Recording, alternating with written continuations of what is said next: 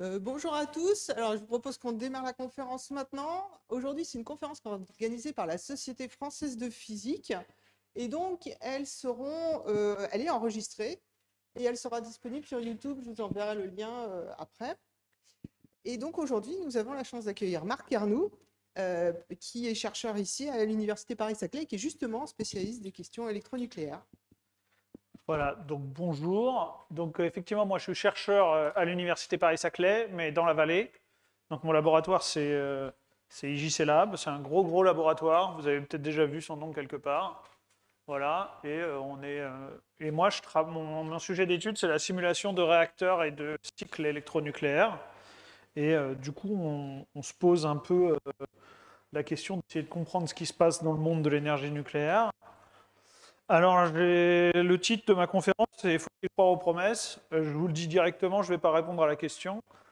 Euh, Mon but, c'est de vous donner quelques outils, quelques informations qui devraient vous permettre de vous faire à peu près une bonne idée sur... Enfin, de vous donner quelques outils pour quand vous voyez un article popé sur Internet sur le nucléaire, savoir si c'est complètement n'importe quoi ou si c'est crédible.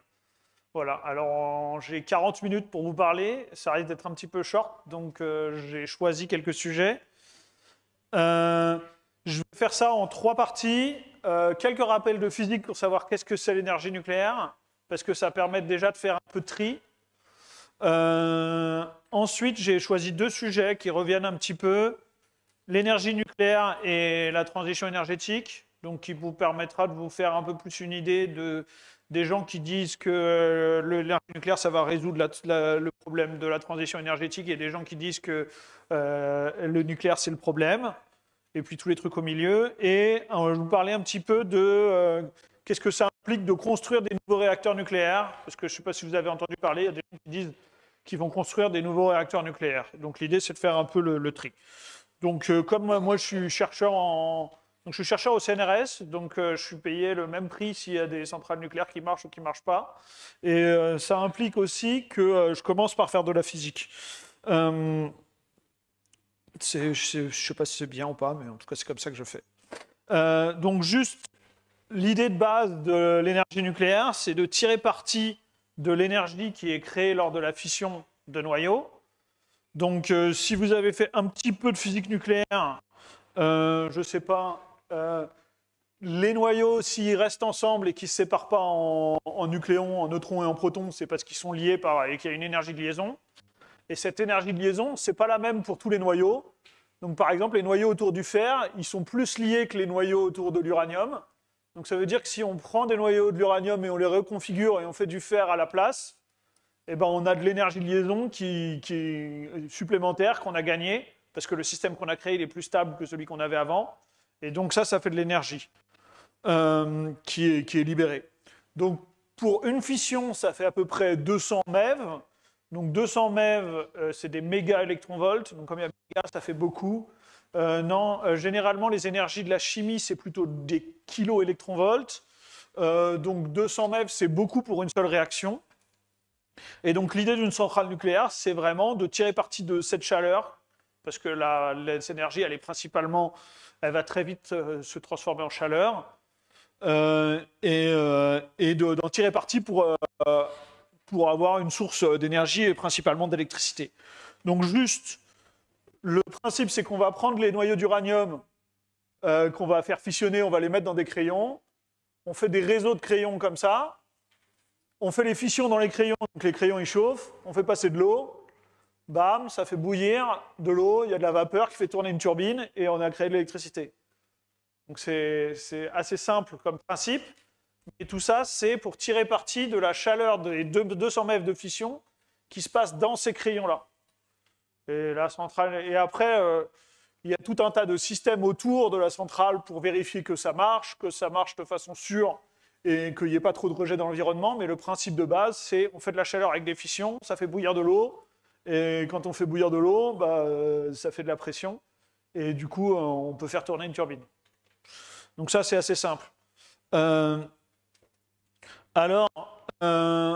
c'est le principe de l'énergie nucléaire. Donc déjà, l'énergie nucléaire, ça crée de la chaleur, et donc après, bah, pour l'instant, on l'utilise principalement pour faire de l'électricité, mais la source primaire d'énergie qui est créée, c'est de la chaleur. Donc voilà. Donc il y a, par exemple, on verra plus tard qu'il y a des gens qui proposent de faire des réacteurs où l'énergie qu'on vend, c'est de la chaleur. Alors, quand on fait une fission, on ne crée pas que de la chaleur. On ne crée pas que de la chaleur. On a cassé un noyau d'uranium en deux. Et alors ça, c'est une représentation de la vallée de tous les nucléides et de la vallée de la stabilité. Donc c'est un peu le tableau de Mendeleïev des physiciens nucléaires. C'est-à-dire qu'à la place d'avoir une case par élément, et ben, du coup, on a une ligne par élément. Et parce que si on change le nombre de neutrons dans le noyau, vous savez que les noyaux, c'est des protons et des neutrons. Ben, si on change le nombre de neutrons, ça ne change pas la chimie. Donc les chimistes, généralement, ils mettent dans la même case, mais ça change la physique nucléaire. Donc nous, on est obligé de faire des cases différentes. Et alors, dû à plein de mécanismes de physique nucléaire que je ne vais pas trop expliquer, les noyaux lourds, ils sont plus riches en neutrons. Il y a plus de neutrons en rapport avec les protons dans les noyaux lourds. Et du coup, quand on coupe un noyau lourd en deux, eh ben, on ne se retrouve pas. Donc les cases noires au milieu, c'est les noyaux stables. Et plus on s'éloigne, moins on est stable. Quand on prend un noyau ici et qu'on le coupe en deux, du coup, on se retrouve quelque part ici. Et on crée des noyaux qui ont trop de neutrons. Et donc ça, c'est ce qu'on appelle les produits de fission. Et comme ils ont trop de neutrons, ils sont radioactifs. Et du coup, ça c'est des produits de fission radioactifs. Et on crée aussi entre 2 et 3 neutrons. Alors, je vous ai dit, 200 MeV, c'est beaucoup d'énergie, sauf que ce n'est pas beaucoup d'énergie en même temps, parce que c'est beaucoup d'énergie à l'échelle microscopique, mais si on veut créer 1 watt, on a quand même besoin de 3 puissance 10 fissions par seconde, donc on ne peut pas déclencher les fissions une par une. Alors, heureusement, avec un neutron, c'est assez facile de déclencher une fission, et les fissions, ça crée des neutrons. Donc le principe de base qu'on utilise dans les centrales pour produire des quantités macroscopiques, c'est la réaction en chaîne. Et l'idée, c'est d'utiliser ces neutrons qui sont produits par la fission pour créer une autre fission. Et comme ça, on a toujours des fissions qui créent des fissions et on peut atteindre des grosses quantités de fission. Le problème, c'est qu'une fission, ça crée entre 2 et 3 neutrons. Et le temps moyen entre le moment où la fission crée un neutron et la fission d'après, c'est 10 puissance moins 6 secondes. Suivant les systèmes, ça change un petit peu. 10-4, 10-5, 10-6. Mais c'est très court. Donc ça veut dire qu'il faut qu'on s'assure que chaque fission ne crée qu'une seule fission après par le système. Parce que si vous faites un calcul, si chaque fission crée 2 fissions, ça fait une exponentielle. Et si le temps caractéristique c'est 10-6, notre réacteur, il fond très très vite. Donc on ne veut pas ça. Donc c'est très pratique pour produire des grosses quantités de puissance, mais on est obligé de le contrôler par le design du réacteur. Et pour ça, on utilise un critère qui s'appelle la criticité, qui compare le nombre de neutrons de fission à la génération I plus 1 et I. Et du coup, si ça vaut 1, on a toujours le même nombre et on a une puissance constante. On a le même nombre de fissions, donc la même quantité d'énergie à chaque instant. Et c'est cool pour un réacteur. Dans d'autres cas d'utiliser de la fission, on n'a peut-être pas envie d'avoir K égale 1, mais là, nous, on va parler des réacteurs. Et alors, comme je vous ai dit, c'est 10 puissance 6 secondes, 10 moins 6 secondes, il faut que cet ajustement du nombre de fissions d'une génération à l'autre, il soit fait par la physique, par le design. Et donc, pour pouvoir faire ça, ce qu'on fait, c'est qu'on va essayer d'absorber une partie des neutrons pour que ce ne soit pas des neutrons qui créent une fission, mais qui soient juste absorbés. Comme ça, on diminue le nombre de neutrons. Et après, il y a des neutrons qui sortent. Alors, les neutrons qui sortent, ça empêche la réaction de s'emballer, mais ça crée des neutrons dans la nature et dans les gens autour de nous. En général, on essaye d'éviter les fuites. Donc, en ajustant la proportion des différents noyaux qui vont, quand ils prennent un neutron, est-ce qu'ils vont faire une fission ou est-ce qu'ils vont faire une absorption stérile, on arrive à ajuster dans le design du réacteur pour que ça soit critique. Et je vous ai dit tout à l'heure, dans notre combustible, on met des noyaux, on va les faire fissionner. Et ça crée des produits de fission qui sont riches en neutrons, donc qui vont être radioactifs. Quand on fait une décroissance radioactive, on passe d'un truc pas très stable à un truc plus stable. Donc il y a libération d'énergie. En moyenne, quand on libère de l'énergie, ça va faire de la chaleur. Et donc ça veut dire que le combustible usé, il produit de la chaleur. et il produit des radiations, il a plein de produits chimiques, mais il produit de la chaleur. Donc c'est-à-dire que même au moment où on arrête le réacteur nucléaire, au début, ça produit beaucoup de chaleur, c'est radioactif, donc c'est exponentielle décroissante. Pour les gens qui ont fait un petit peu de décroissance radioactive, ça vous paraît assez évident. Et du coup, il faut continuer à refroidir parce que ça crée de la chaleur avec la décroissance. Et ça, c'est dû à la forme de la vallée de la stabilité, donc les noyaux stables. Donc, quelle que soit la technologie que vous utiliserez autour, il y aura toujours des produits de fission qui feront de la chaleur due à la décroissance, et on ne pourra pas y aller. Ensuite, je vous ai dit, quand on fait la réaction en chaîne, on met des noyaux qui vont... Il y a une partie, on s'assure pour qu'il y ait une partie des neutrons qui soit absorbée de façon stérile. Et quand on absorbe un neutron, on fait une réaction nucléaire, et notamment, on va créer... Quand on ajoute des neutrons sur un uranium, s'il ne fissionne pas, il devient plus gros. Donc on va créer des noyaux plus lourds que l'uranium. Donc là, il y a l'uranium. Donc notamment, ça va participer à la création de neptunium, de plutonium, d'américium, de curium. Donc ça, c'est aussi des noyaux qui sont radioactifs, qu'on crée et qui sont, à partir du moment où on a une réaction en chaîne, on va les créer. Après, les proportions peuvent changer un petit peu. Dans ces éléments, peut-être vous allez entendre des mots. L'uranium, le plutonium, c'est les deux éléments qui sont produits en plus grosse quantité. Et tous les autres, on les appelle des actinines mineurs. C'est pas parce qu'ils sont moins bien ou moins cool ou tout ça, c'est juste qu'il y en a moins. Voilà.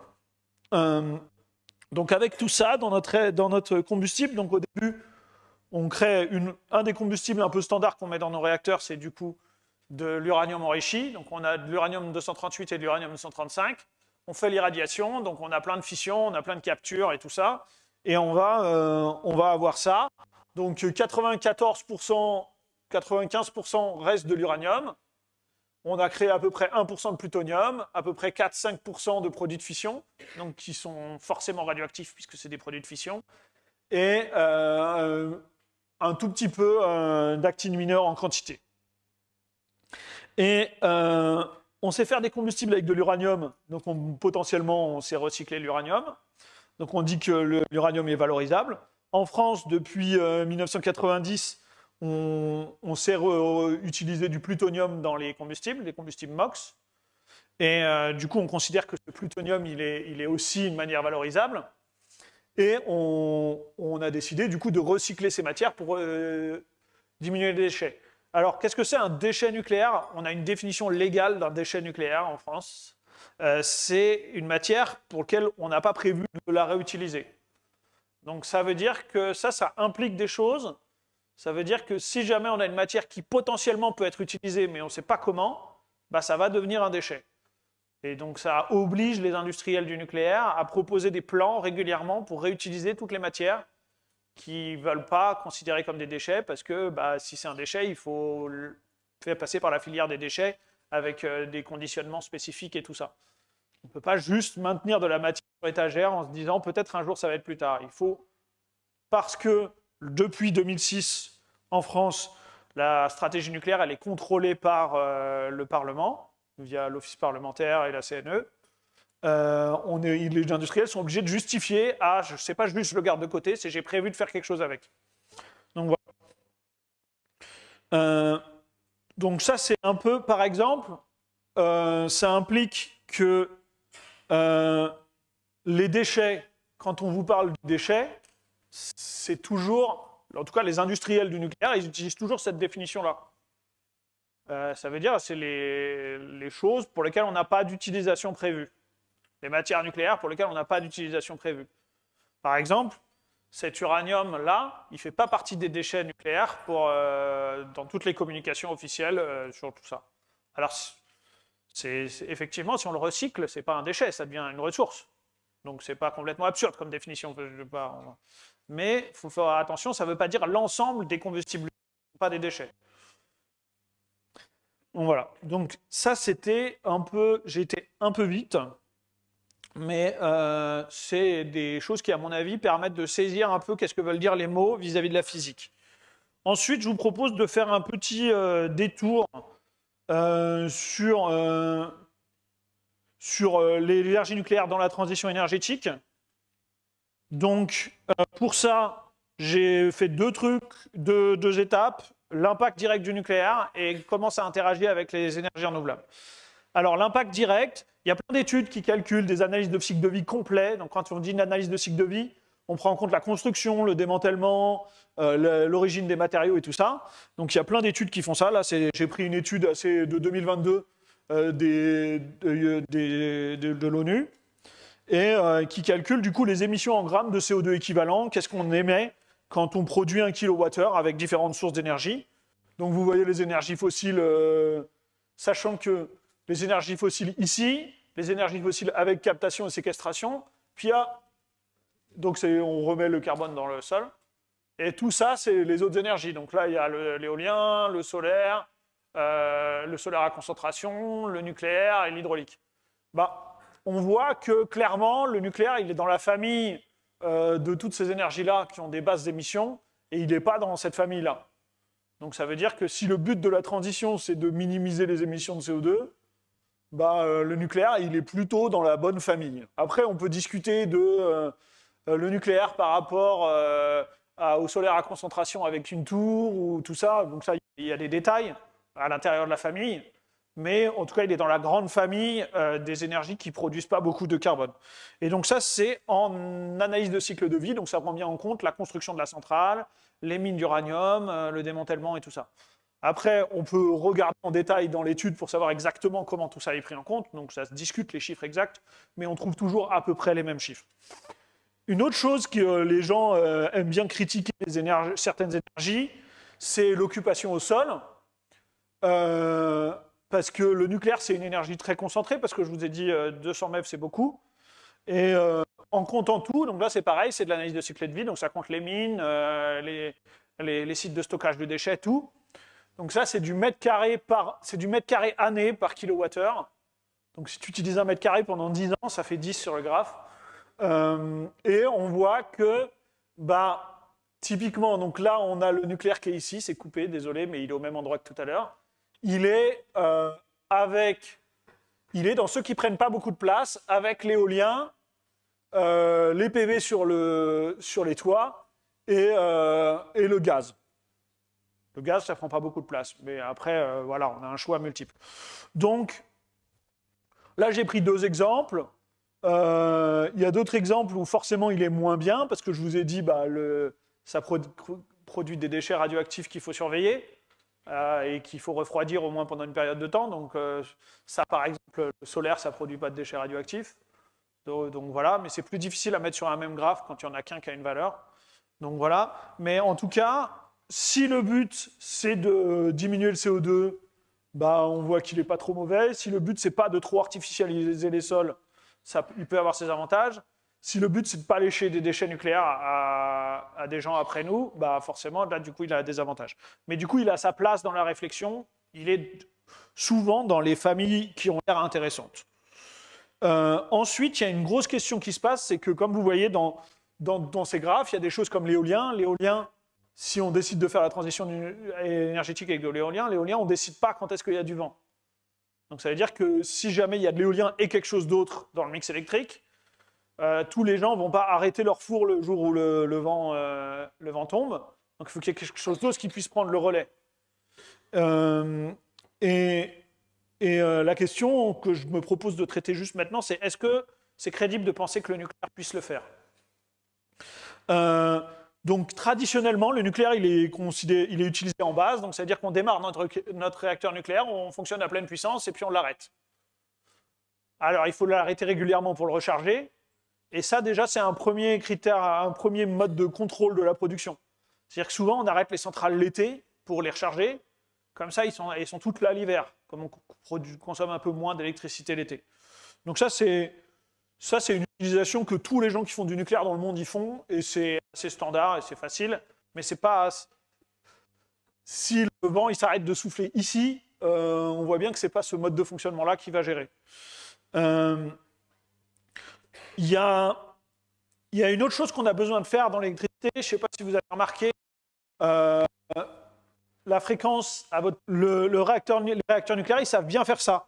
Donc juste ça, c'est des courbes, tu vois, là c'est un réacteur français, Cattenom 4, la campagne 13, donc vous voyez c'est en 2007-2008, Et ça, c'est l'évolution de la puissance en temps réel, minute par minute. Et du coup, on voit que ce réacteur, il arrive à bouger entre 90% et 100% de la puissance autant qu'il veut.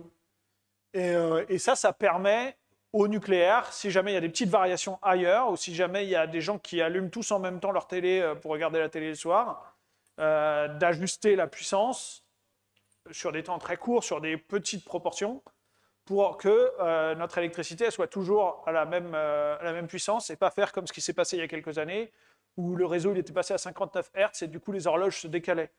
Donc c'est très gênant quand les horloges sont plus à la bonne heure, parce que du coup les gens sont plus en même temps. Les gens qui sont en même temps sont plus en même temps. Donc ça, le nucléaire, il sait pas mal faire et il fait pas mal. Et c'est assez facile parce que je vous dis, le nucléaire c'est une chaudière. Et si on bouge très peu la puissance de la chaudière, on ne fait pas changer la température des matériaux et tout ça. Et du coup, ça ne fait pas de contraintes sur le système. On peut juste faire tourner les pompes un peu plus vite, un peu moins vite, ou des choses comme ça. Et il n'y a pas de contraintes sur les matériaux. Par contre, c'est du boulot pour les opérateurs de centrales de faire ça. Donc potentiellement, c'est plus compliqué de gérer un réacteur comme ça que comme ça. Donc on le voit bien. Donc ça veut dire que ça a quand même des implications pour l'industrie nucléaire. Et l'industrie nucléaire, si c'est moins compliqué, on peut payer moins de gens pour le faire. Donc d'un point de vue rentabilité, ça peut être, on peut avoir moins envie de le faire. Quelque chose d'autre, quelque chose qui serait plus adapté à répondre aux variations de puissance des énergies renouvelables, ça serait quelque chose comme ça. Donc là, on voit que la puissance, elle varie. Des fois, on passe à 30% à 25% de la puissance. Après, on retourne. Après, là, on passe un long temps à 80% de la puissance. Puis là, on passe un long temps très très bas, tout ça. Donc ça c'est quelque chose qu'on pourrait faire. Pour faire ce type de changement, il y a une limite qu'on utilise souvent, qui est une limite réglementaire, et qui est drivée par des contraintes mécaniques, parce que justement, là, quand on divise la puissance par 4, bah, la température du cœur va baisser, et du coup, si on remonte juste après, et tout ça, là, ça va faire des vraies contraintes mécaniques sur le cœur, parce que quand on change très rapidement la température d'une grosse masse d'acier, bah, ça crée des contraintes mécaniques. Et donc, la limite qu'on se fixe souvent, c'est 5% par minute de variation de la puissance. Alors, quand on a une variation qui dure sur l'année, 5% par minute, c'est tout droit, hein, c'est vertical. Parce qu'on passe de 100% à 25% pas beaucoup, en quelques minutes, en moins de 10 millions, en moins de 20 minutes. Donc, à l'échelle de l'année, c'est vertical. Par contre, du coup, ça, on sait faire, parce que ça, c'est pareil, c'est une vraie historique de puissance de Goldfish en 2014. Donc, s'ils l'ont fait, c'est qu'on sait le faire. Sinon, ils ne l'auraient pas fait. Et vous voyez que le réacteur, il va bien jusqu'à la fin et tout se passe. Enfin, il n'y a pas d'arrêt d'urgence. Par contre, ça crée beaucoup de stress sur les matériaux.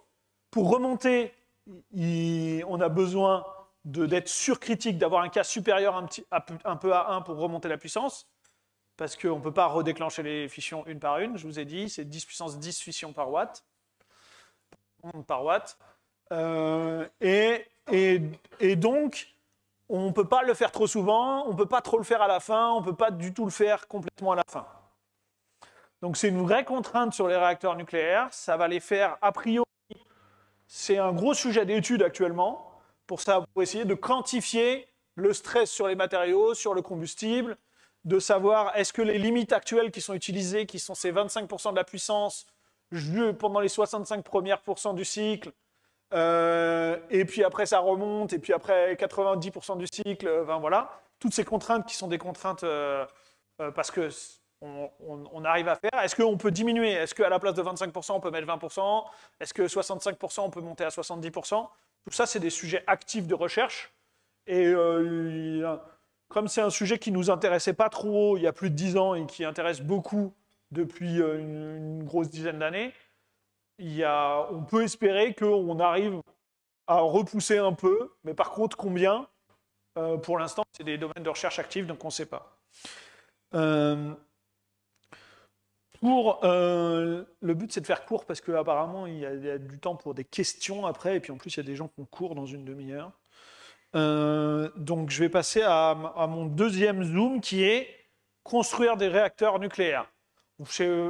Alors, je vais pas vous faire j'ai pas les plans, pas couler du béton et tout ça. Je vais plutôt comparer comment on a construit des réacteurs nucléaires dans le passé et comparer avec des annonces que j'ai prises sur Internet de différentes entreprises. Et on va essayer de comparer. Est-ce que c'est le même ordre de grandeur? Est-ce que... Enfin, voilà. Donc, parce que construire un réacteur nucléaire, c'est cher. Vous avez peut-être vu des chiffres. Moi, je ne fais pas d'économie, donc je ne vais pas vous mettre des euros. Mais par contre, ce qu'on a fait en France, ça, c'est la construction des centrales historiques françaises. Donc, il y a Fessenheim et Bugey au début. Et à la fin, il y a les dernières centrales avant Flamanville qui sont Chaux, B et Civaux. Et les barres en couleur, c'est la durée de construction. Donc, je vous ai aidé un petit peu. Donc, CP0, CP1, CP2, P4, P'4, N4, c'est des modèles de réacteurs. Par exemple, le PR2, c'est un modèle de réacteur. Donc, c'est tous des réacteurs qui fonctionnent actuellement en France. Donc, c'est tous des réacteurs à eau pressurisée. C'est une chaudière, on met beaucoup de pression et puis on fait de la vapeur et on fait tourner une turbine. Donc, ils sont similaires, mais ce n'est pas exactement le même design. Et on voit, donc, CP0, on en a construit 6 en 5 ans. Donc, il y a 5 ans pour les dates de début de construction et 5 ans à peu près entre les fins. Et le temps de construction moyen, c'était à peu près 6 ans. Donc, c'était dans les années 70.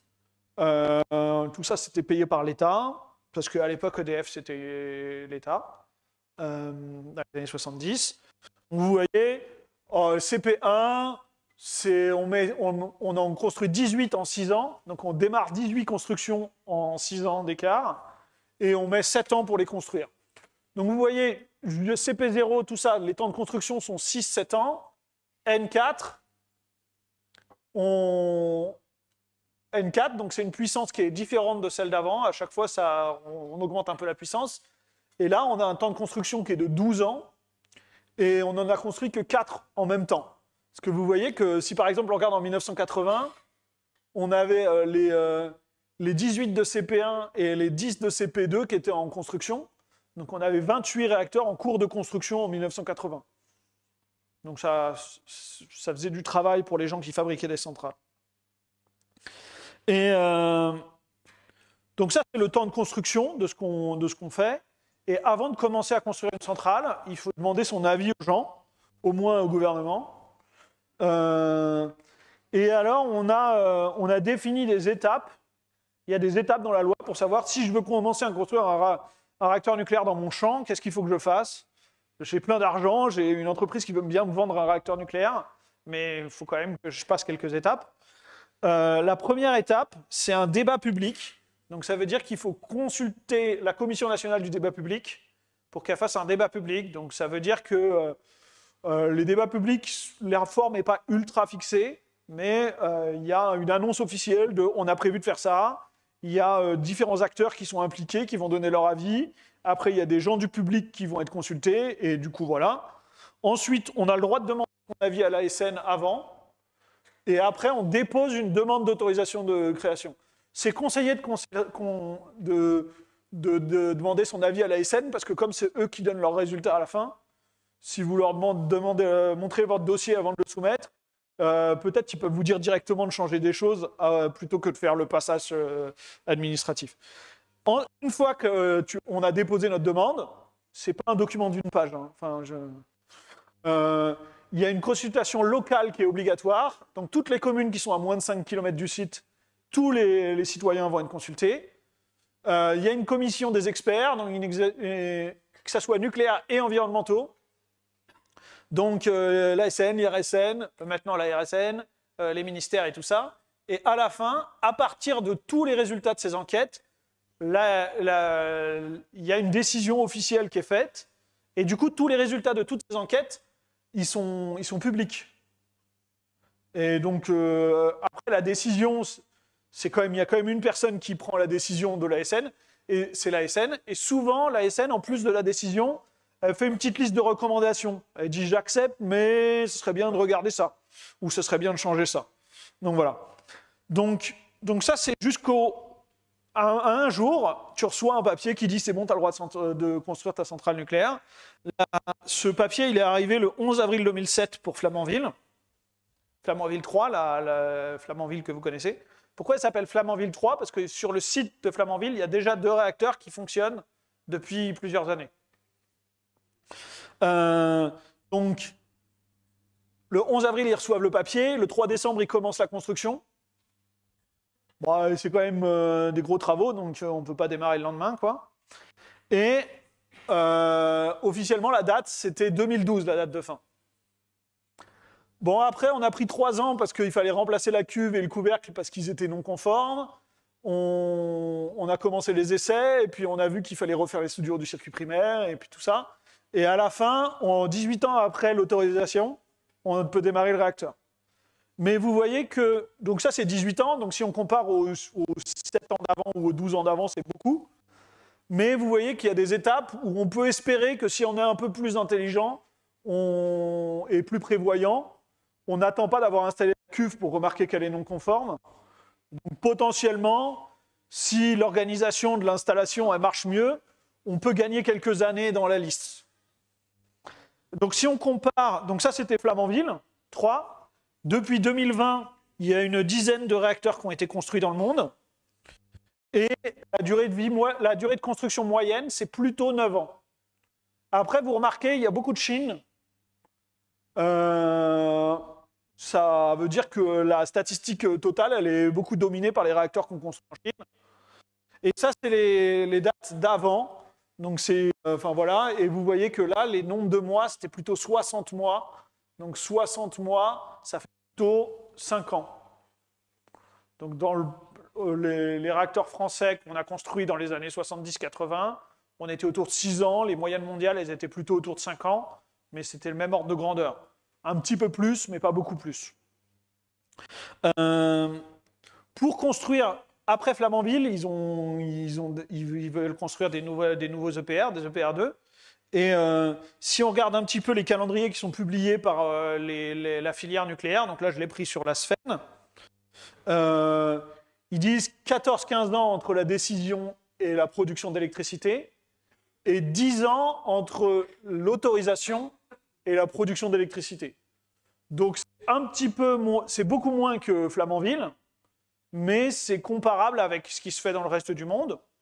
Donc voilà, par exemple, maintenant qu'on a vu ce qui se passait avec Flamanville et dans le reste du monde, quand on voit ces dates d'autorisation de création plus 10 ans, on peut un peu se faire son avis, est-ce que c'est crédible ou pas? Bon, c'est 9 ans en Chine, probablement qu'en France, ça sera un peu plus long. Ça a été 18 ans pour Flamanville. Est-ce que c'est crédible d'espérer qu'on fera un peu plus court? Je vous laisse juger. Du coup, les EPR2 qui sont prévus, c'est ceux-là. Donc, Penly 3 et 4. Donc, s'ils s'appellent 3 et 4, c'est qu'ils sont sur une centrale où il y a déjà 1 et 2. Gravelines 7 et 8. Bugey 6 et 7. Ceux-là, ils ont déjà été lancés. Vous voyez, il y a les débats publics qui sont lancés. Pour Penly 3 et 4, ils ont déposé leur demande d'autorisation de création. Et EDF dit qu'ils marcheront en 2035.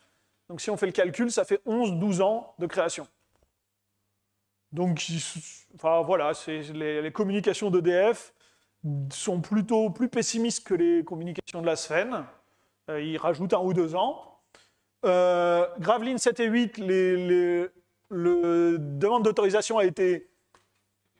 n'a pas encore été déposée, mais elle devrait être faite bientôt, puisque le débat public finit le 17 janvier 2025. Et ils espèrent ils annoncent qu'elle pourra commencer à construire de l'électricité en 2038. Donc là, ça fait plus 13 ans. Et à chaque fois, ils construisent par paire. Donc, et pour Bugey 6 et 7, c'est plus 16 ans. Après, comme c'est les dates annoncées. Donc là, vous voyez que ce qui est annoncé par EDF sur les programmes EPR2, c'est du coup 6 réacteurs d'ici 2042. Mon micro veut vraiment pas toujours marcher. Et ils ont déjà bien enclenché le process et ils annoncent des dates qui ont l'air dans les incertitudes statistiques de ce qu'on voit dans le monde. Est-ce que c'est du bon côté? Je vous laisse juger. Et il y a des annonces de construction de 8 EPR2 supplémentaires, toutes sur des sites de centrales existantes. Donc des numéros 3, 4, 5, 6, 7. Et ça,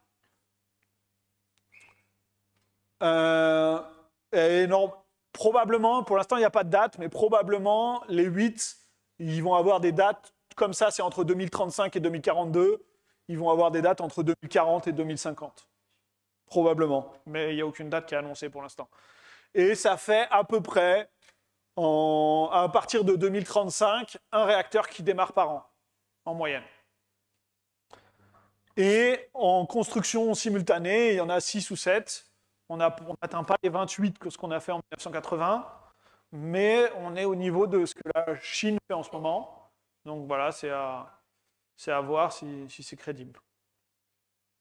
Donc ça, c'est EDF qui prévoit la construction de nouvelles centrales. Après, vous avez entendu, il y a des startups du nucléaire. disent qu'elles construisent des nouvelles centrales aussi. Donc j'ai pris des captures d'écran de leur site web. Ça, c'est Nucleo, qui disent que du coup en 2031, il y aura un prototype et en 2033, il y aura un réacteur commercial. Mais il y a un gros flou sur est-ce que on commence à le construire ou est-ce qu'il commence à marcher. Et comme vous voyez, il y a 10 ans d'écart entre les deux. Je n'ai pas réussi à voir sur leur site si 2033, c'était la date de début de construction ou la date. Et sachant que bah, voilà, c'est 10 ans au moins d'écart. Une autre start-up, Narea, peut-être que vous avez déjà vu, leur symbole c'est un radis. Parce que ça peut nourrir le monde. Allez sur leur site, c'est génial. Prototype 2028, commercial 2030. Donc ils sont un peu plus optimistes que Nucleo. Pareil, on ne sait pas si c'est le début de construction ou si c'est le début de mise en service. Sachant que mettez 10 ans dans votre tête si c'est le début de construction. Quand on vous dit ce qui... Voilà. Sachant que même avec un début de construction en 2030, on sera avant certains réacteurs EPR2 d'EDF, dont je vous ai parlé, Gravelines notamment. Une autre start-up que j'ai pris sur Internet, c'est Jimmy. C'est le nom de leur entreprise, Jimmy. Donc Jimmy, leur planning, c'est début de la construction en 2026. Donc là-dessus, au moins, on sait qu'ils ne disent pas que ça va démarrer en 2026, mais ils disent que ça va début de construction. Et ils ont déposé, visiblement, leur dossier de demande d'autorisation. Ça ne veut pas dire que c'est accepté, hein, ça veut dire que c'est déposé. Mais donc, ils l'ont déposé 2 ans avant le début de la construction. Sachant que si vous vous rappelez du graphe de la SFEN de la filière, il disait plutôt 4-5 ans. Est-ce que la SFEN est pessimiste sur la durée de traitement des dossiers d'autorisation? Je ne sais pas. Est-ce que la nouvelle réforme ARSN va diviser par 2 le temps de traitement des dossiers? Je ne sais pas. Voilà. Il y a un autre petit point, un dernier petit point que je vais vous dire avant, c'est que beaucoup des concepts des startups, ce n'est pas des REP, ce n'est pas des réacteurs comme ce qu'on a, c'est des réacteurs de génération, des concepts innovants. Donc Jimmy, c'est un VHTR. Nucleo, c'est un réacteur à neutrons rapides refroidi au plomb. Narea, c'est un réacteur à sel fondu. Hexana, c'est une autre. Je n'ai pas trouvé le planning sur leur site, donc je n'ai pas pu faire de slide. C'est un réacteur à sel fondu. C'est des concepts qu'on appelle de génération 4. Donc c'est un forum qui s'est réuni dans les années 2000 qui a dit à quoi ressembleront les réacteurs du futur. Et alors, le forum Génération 4 se réunit et dit souvent où en sont ces différents concepts. Je vous ai mis des extraits, c'est en anglais, c'est leur dernier rapport de l'année dernière. Donc, pour les réacteurs au plomb, donc Nucleo, ils disent des petits réacteurs pourrait être déployé aux alentours de 2030. Donc ça par exemple, et il y a la construction d'un prototype qui a commencé en 2021 en Russie, donc un prototype qui s'appelle Brest. C'est difficile de trouver des nouvelles de la construction de ce prototype depuis 2022, donc je ne sais pas comment il avance. VHTR, donc c'est le concept de Jimmy. Il y a un réacteur test qui a été redémarré en 2021 et il y a un module, un petit réacteur qui a été connecté à la grille en 2021, en décembre 2021 en Chine, mais je n'ai pas réussi à trouver de nouvelles de ce réacteur depuis qu'il a été connecté à la grille. Donc ça se trouve, c'est que tout va bien.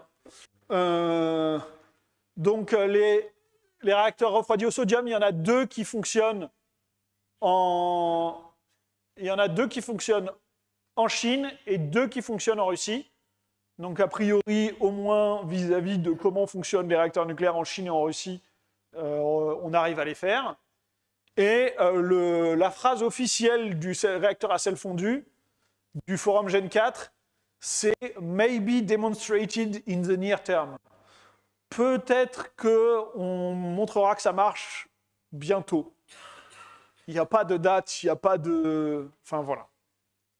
Donc ça, c'est les choses qui sont écrites par le Forum international Gen 4 qui coordonne les recherches internationales sur le développement de ces réacteurs.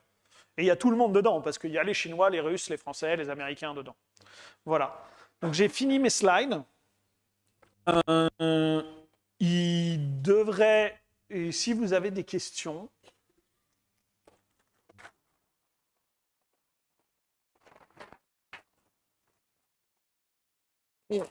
Merci beaucoup. Alors pour les questions, en fait, il y a 70 personnes sur Zoom en parallèle. Donc pour qu'ils entendent les questions que vous allez poser, il faut parler avec le micro. Donc quand vous levez la main, je vous l'apporte.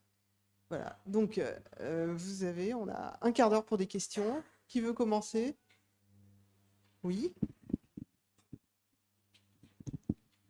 Vous parliez sur les énergies, quand vous compariez les énergies bas carbone ou en fait pour la transition énergétique, qu'effectivement si on comparait le nucléaire à d'autres sources d'énergie en termes de déchets radioactifs, effectivement il perdait.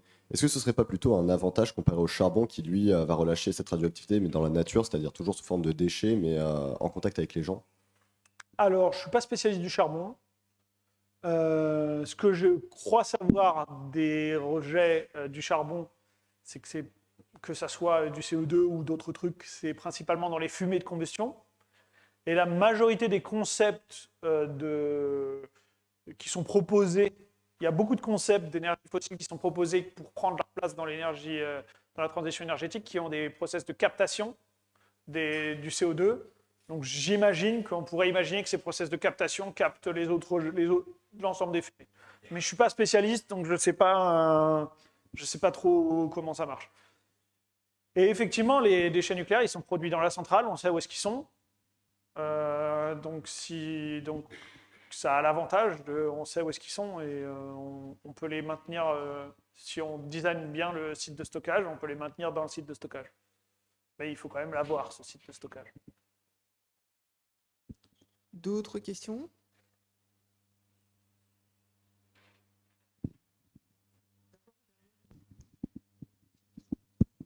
Bonjour. Alors, je vais vous demander, en France, on a eu beaucoup ce débat du nucléaire qui est très actif et il y a beaucoup cette histoire où on critique beaucoup, notamment en France, pour venir sur le nucléaire, puis après avoir des idées un peu contradictoires en fonction des différents gouvernements. À quel point ça a tendance à enrayer le développement du nucléaire ou le processus que ça peut prendre de construire des centrales ou d'autres choses liées au nucléaire? Alors, l'énergie nucléaire,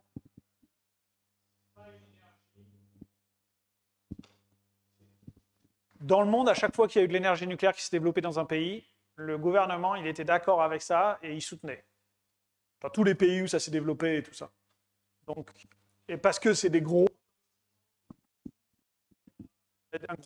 processus de gestion du nucléaire avec l'interaction avec l'environnement et tout ça.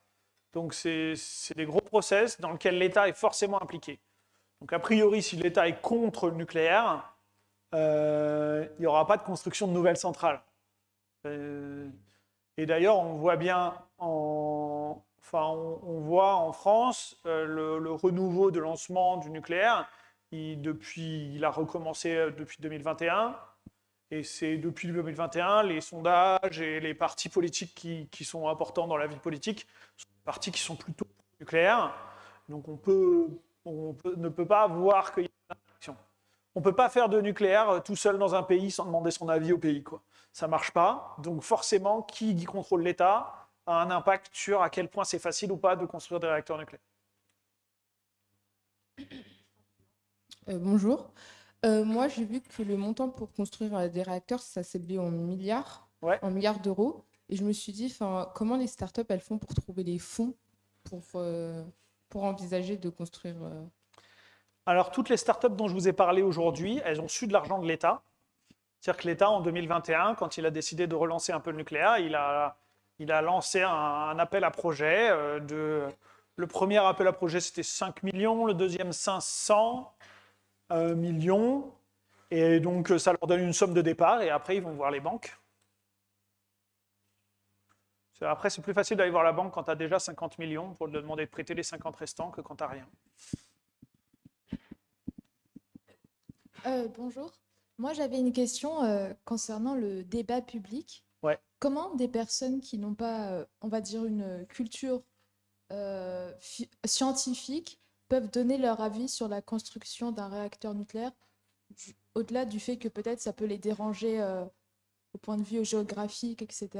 Enfin, je veux dire, comment on estime que leur avis est entre guillemets légitime pour dire... Alors, là, depuis 1991, en France, on a décidé que la façon dont la France produisait son énergie, c'était un sujet qui était suffisamment important pour que ça soit choisi, qu'il y ait de la démocratie un petit peu dedans. Donc c'est pour ça notamment qu'on demande l'avis aux parlementaires, que la filière... Enfin, tout ça, c'est les parlementaires. Dans un débat public, ils n'ont pas forcément le même background que les parlementaires, mais tous les parlementaires ne sont pas forcément scientifiques. C'est une décision collective, donc voilà. Après, dans le cadre de l'organisation du débat public, c'est pas juste on met 200 personnes dans une salle, on leur dit ceux qui sont pour la centrale, levez la main. C'est une organisation avec il y a différents acteurs, notamment le CNRS, notamment les entreprises, notamment des associations, des ONG antinucléaires qui préparent des dossiers, des documents pour aider à informer les gens. Alors, est-ce que c'est assez ou est-ce que c'est pas assez? Je ne sais pas. Mais, par exemple, il y a eu des débats sur les sites de stockage et l'entièreté des débats que j'ai vus, des résumés des débats publics pour les sites de stockage, ont par exemple dit qu'ils pensaient que le stockage géologique profond à CIGEO, c'était une bonne solution pour stocker les déchets. Donc ça veut dire qu'ils ont, via le process du débat public, les gens ont été suffisamment assurés de façon collective pour donner leur avis. Il y a Sylvain qui voulait rajouter quelque chose? Parce que lui, il a parlé, il a écrit des choses. Juste dire qu'il y a très peu de public dans les débats publics. Parce que les gens ne viennent pas? Quand vous parliez des acteurs privés, là, eux, ils ont prévu de construire les réacteurs et de laisser EDF les exploiter ou de les exploiter eux-mêmes? Je n'ai pas la réponse. Mais je n'ai pas vu d'offre d'emploi d'opérateurs. Je crois que Jimmy, ils ont prévu de les exploiter. Et les autres, je ne suis pas sûr. Et j'en profite que j'ai le micro pour poser une autre question. Justement, sur cette nouvelle génération de réacteurs, est-ce qu'il y a vraiment de la physique nouvelle qui fait qu'on va améliorer la gestion des déchets, ou est-ce que c'est juste des petites, entre guillemets, améliorations par rapport à des conceptions de générateurs qui sont plus anciennes? Alors, il y a des vrais... Enfin, en tout cas, il y a des modes de fonctionnement qui sont vraiment très différents dans ces réacteurs par rapport aux réacteurs qu'on a en France. Ne serait-ce que... par exemple, il y a des réacteurs où il n'y a pas d'eau. Donc, tout le concept de on fait de la vapeur d'eau et on fait tourner une turbine avec, bah, tout ça, ça change. Après, la physique nucléaire qui est impliquée, elle est un peu différente. Mais le principe de base de quand on fait une fission, on crée des produits de fission qui sont radioactifs et que du coup, il y a des déchets nucléaires au moins quelques centaines d'années, ils ne peuvent pas le changer. Donc il y a des vraies innovations technologiques, il y a des domaines de la physique que peut-être on comprend un peu mieux ou moins bien qui sont mis en jeu, donc ça déplace le problème vraiment, c'est vraiment différent. Mais le principe de base de la fission, ça ne va pas changer fondamentalement. Merci. D'autres questions?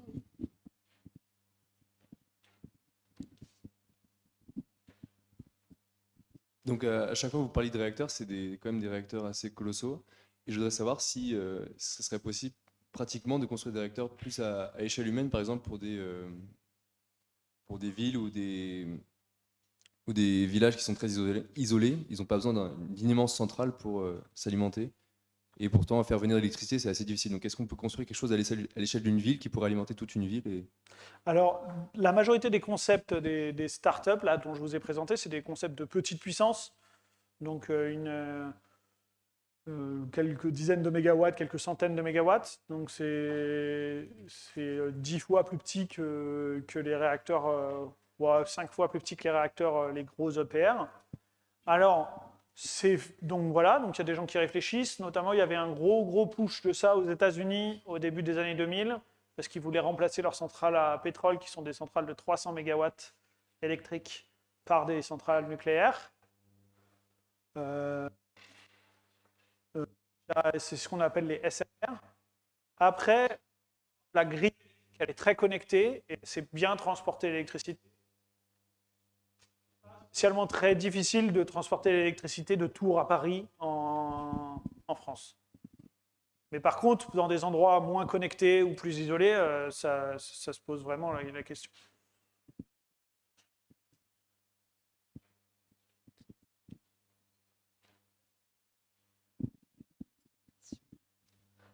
Au début, vous parliez des combustibles usés qui n'étaient pas considérés comme des déchets radioactifs. Quelle est leur utilisation ultérieure, du coup? Donc, ce que je dis, c'est que l'ensemble du combustible usé n'est pas un déchet, parce qu'il y a, par exemple, l'uranium qui reste dans les combustibles usés. On peut les réenrichir et le remettre dans des combustibles, pour les remettre à nouveau dans des réacteurs. Donc, quand on fait ça, du coup, l'uranium recyclé, c'est plus un déchet. Par contre, il y a toujours une partie du combustible usé qu'on ne peut pas réutiliser, donc les produits de fission, forcément, et ça sera toujours un déchet. Mais par contre, suivant quel process on met en place pour recycler, souvent quand on recycle des combustibles usés, c'est pour les remettre dans des réacteurs nucléaires et essayer de refaire de l'énergie avec. Je ne connais pas d'autres exemples. Mais du coup, c'est ça en fait quand on dit recycler. Et tant qu'on arrive à les recycler, cette partie qu'on arrive à recycler, elle ne rentre pas dans les choses qu'on a à gérer comme déchets. Par exemple, j'avais entendu dire que le plutonium, on ne considérait pas comme un déchet parce que potentiellement il était recyclable, mais que de fait, pour l'instant, on ne l'utilise pas. Donc ça, c'est un déchet ou pas? Alors, le plutonium des UOX usés, donc les combustibles créés à l'uranium, en France, on le recycle, puisqu'on fait des combustibles MOX avec. Donc des combustibles avec du uranium appauvri et du plutonium. Donc ce plutonium-là, des UOX usés, il est recyclé et c'est une matière valorisable complètement. Les MOX usés, pour l'instant, le plutonium qui est dedans, actuellement, on ne le recycle pas. Ouverte, on va dire, au niveau de la stratégie, au niveau de... Et notamment, il y a des plans qui sont en cours de construction assez avancés. En tout cas, il y a eu beaucoup de travail qui a été fait dessus pour justement recycler ces MOX usés parce que sinon, on va être obligé de les transformer en déchets. Et donc, il y a cette pression de cette définition des déchets de dites-nous comment vous allez les réutiliser, sinon ça va être des déchets. C'est une vraie pression qui se fait ressentir et qui a vraiment poussé les acteurs de la filière à travailler sur ce recyclage des MOX usés dans les réacteurs qu'on a dans les 10-15 prochaines années. D'autres questions? Oui.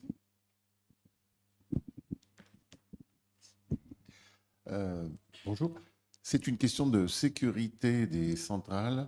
Lorsque vous avez un régime de croisière, vous avez un neutron qui désintègre et il doit en ressortir encore un neutron, pas un seul. Si jamais c'est une exponentielle, si jamais il y a 1,001 neutrons, ça risque de s'emballer. Et s'il y en a moins, ça risque de s'arrêter. Comment vous faites pour stabiliser un régime de croisière? La principale stabilisation, elle est faite dans le design. C'est-à-dire qu'au moment où on construit le réacteur, c'est dans le design. Et après, on a des mécanismes. La façon dont les matériaux qu'on choisit, et notamment les conditions de température et de pression qu'on a dans le cœur, font que si jamais on augmente la puissance de façon non contrôlée dans un réacteur actuel, le fait que ça augmente la température, ça va changer les propriétés nucléaires des matériaux et ça va tendance à faire qu'il y ait plus de neutrons qui soient absorbés et que la réaction en chaîne va du coup aller vers s'arrêter. Et ça, c'est des mécanismes pour pouvoir réagir à la durée de la réaction en chaîne. Ces mécanismes, ils sont conçus et calibrés dans le design. Et c'est fait, voilà.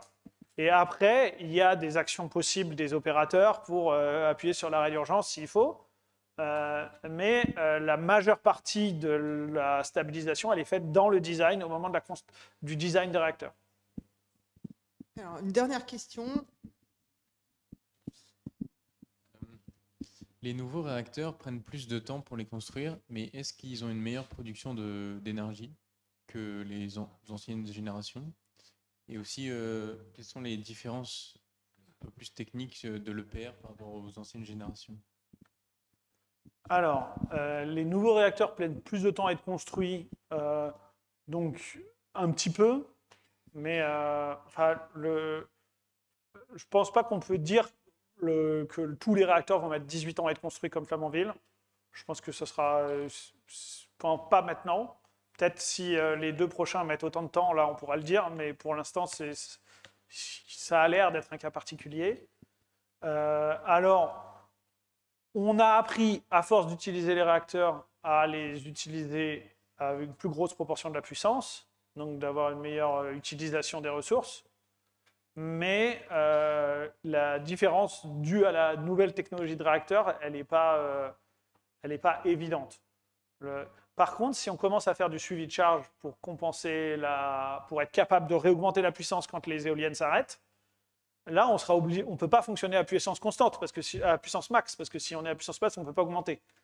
Donc ça, si on utilise cet effet-là, on va diminuer l'efficacité, en tout cas le facteur d'utilisation de nos centrales. Mais ce n'est pas pour ça que ça sera moins bien. C'est juste que leur rôle ne sera plus juste de produire de l'électricité le plus possible tout le temps, mais ça sera de tenir un rôle dans la fabrication du mix. Donc c'est pour ça, je ne sais pas si est-ce qu'elle fonctionne mieux ou moins bien. Est-ce que la centrale qui fait du suivi de charge jour par jour, elle fonctionne moins bien que celle qui est toute plate tout du long? Je ne pense pas que c'est binaire comme réponse. Voilà. Alors, merci beaucoup. On doit malheureusement s'arrêter là. Il y a énormément de questions en ligne, mais nous, en présentiel, il faut qu'on s'arrête. Donc, nous remercions de nouveau Marc Ernoult.